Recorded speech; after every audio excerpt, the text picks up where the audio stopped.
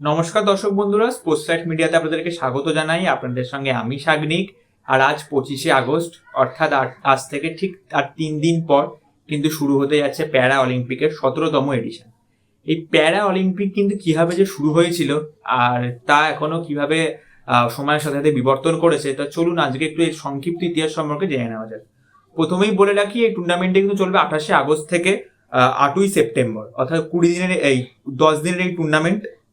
28শে আগস্টে কিন্তু 8ই সেপ্টেম্বর থেকে টুর্নামেন্ট চলবে এবং 22টা এখানে স্পোর্টস থাকবে, 22টা স্পোর্টস থাকবে এবং 4400 জন এখানে পার্টিসিপেট করেছে এই বছর 2024 প্যারা অলিম্পিকে। তো চলুন এর ইতিহাস সম্বন্ধে জেনে নেওয়া যাক এবার। এটি কিন্তু সবকিছু শুরু হয়েছিল 1946 সালে, ওয়ার্ল্ড ওয়ার 2 শেষের পরে। তখন কিন্তু যে সোলজাররা, অর্থাৎ যে হেরে গেছে, তাদের যে সোলজাররা আহত হয়েছিল, তাদের রাখা হয়েছিল মন্ডেভিল হসপিটালে, ইংল্যান্ডের অর্থাৎ মন্ডেভিল হসপিটালে। এবং এই ইংল্যান্ডের মন্ডেভিল হসপিটালে যে সৈন্যরা ছিল, আহত যে সৈন্যরা ছিল, তারা যাতে তাড়াতাড়ি সুস্থ হয়ে যায় এবং তাদের যাতে মানসিকভাবে মনোরঞ্জন হয়, তার জন্য কিন্তু হুইল চেয়ারে বসে কিছু খেলা চালু হয়, যেমন বাস্কেটবল, পাসিং দ্য বল, যেগুলো কিন্তু হুইল চেয়ারে বসে ওরা খেলতো, কারণ তারা কিন্তু খুবই গুরুতর আহত ছিল।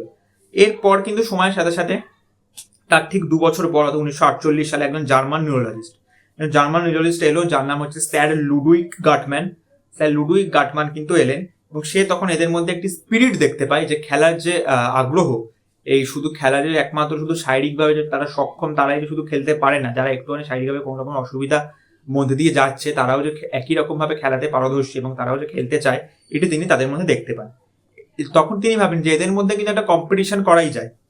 তখন 1948 সালে ডিসেম্বর মাসে একটি কম্পিটিশন হয়, যার নাম স্টোক মন্ডিভিলে গেমস।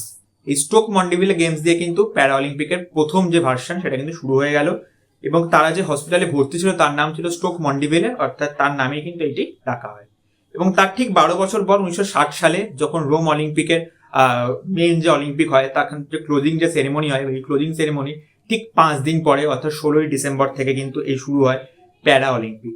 হ্যাঁ দর্শক বন্ধুরা, এই প্রথমবারের জন্য কিন্তু প্যারা অলিম্পিক নাম দেওয়া হয় মন্ডেভিলে থেকে।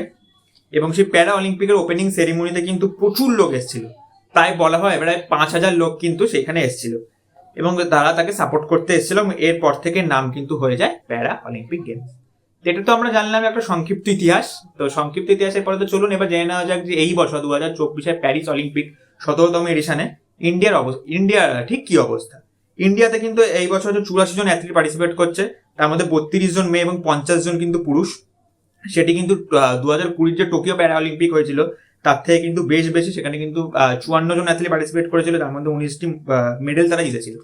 অর্থাৎ 54 জন পার্টিসিপেট করেছে, তার মধ্যে কিন্তু 19টি মেডেল জিতেছিল, অর্থাৎ কিন্তু মেডেল জেতার কিন্তু পার্সেন্টেজ অনেকটাই বেশি অলিম্পিকের, আমাদের মেন অলিম্পিকের থেকে।